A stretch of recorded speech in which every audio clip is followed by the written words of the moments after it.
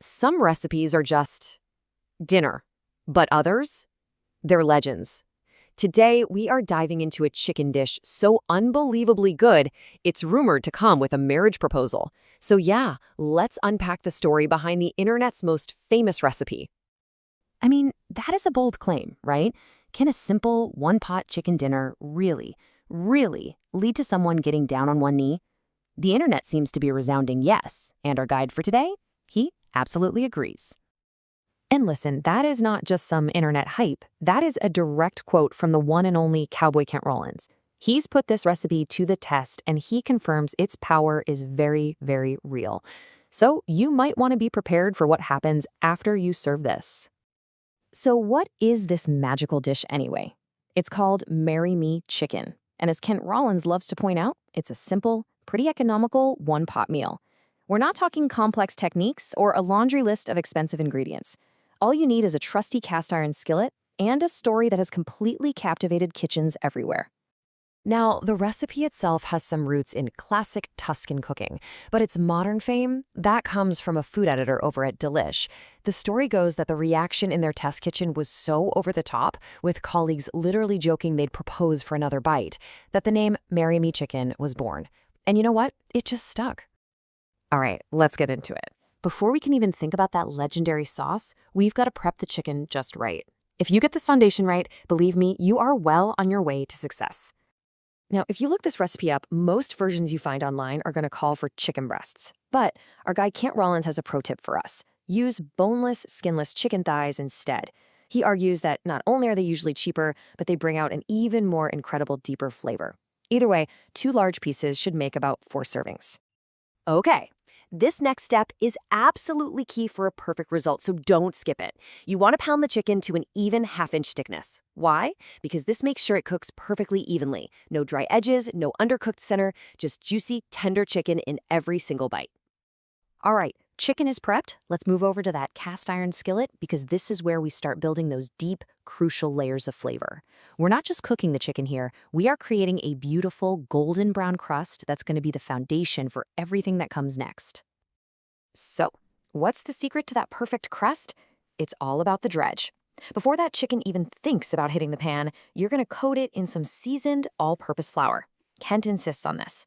It not only creates that beautiful, crispy exterior, but it's also a secret weapon that helps thicken that amazing sauce later on. It's a win-win. And here's another one of those little pro tips from Kent. After you've dredged the chicken in flour, don't just immediately toss it in the pan. Let it rest for just 2 to 3 minutes. This tiny little pause helps that flour coating really adhere to the chicken, which guarantees you get a perfect crust. Okay, now it's time. Into that hot skillet with some butter and olive oil it goes. You're looking for that beautiful golden brown color, which should take about 4 minutes on each side. The goal here is an internal temperature of 165 degrees Fahrenheit. Once you hit that, take the chicken out and set it aside. But whatever you do, do not clean that pan. Its work is just getting started.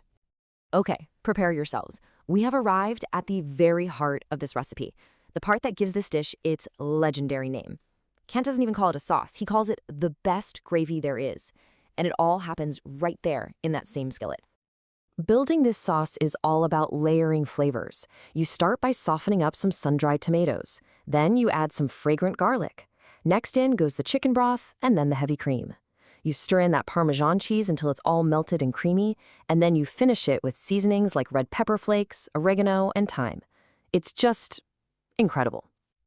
Now, during that process, you'll hear the term deglaze. It sounds kind of fancy, right? But it's super simple and so powerful. When you pour in that chicken broth, you just use your spoon or spatula to scrape up all those little browned bits of chicken and flour that are stuck to the bottom of the pan.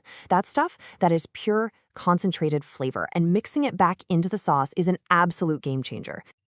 And to prove just how universally loved a really good chicken dish can be, Kent shares this hilarious story. He used to serve chicken to cowboys on beef ranches, but he'd tell them it was quail or wild turkey. And you know what? Every single time, they'd rave about it, saying it was one of the best meals they'd ever had. It just goes to show you, good food is good food, period. So we've got our perfectly seared chicken. We have our unbelievably rich and flavorful sauce. You know what comes next?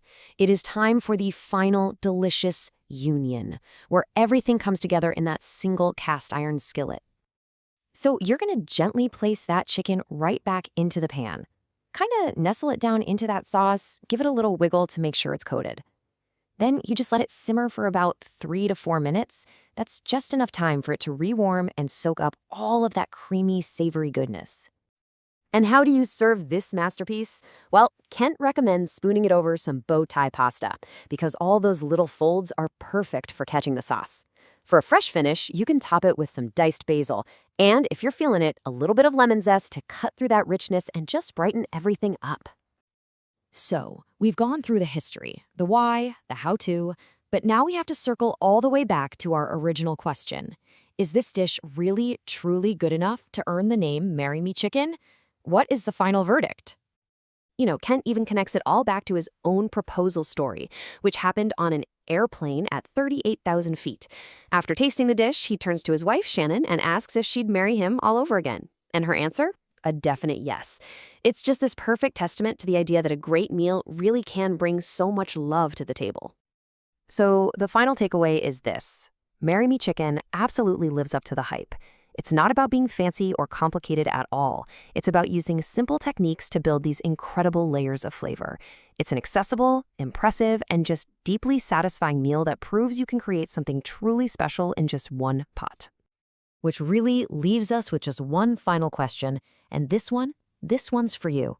Now that you know the secrets behind the internet's most legendary recipe, who are you going to cook this for?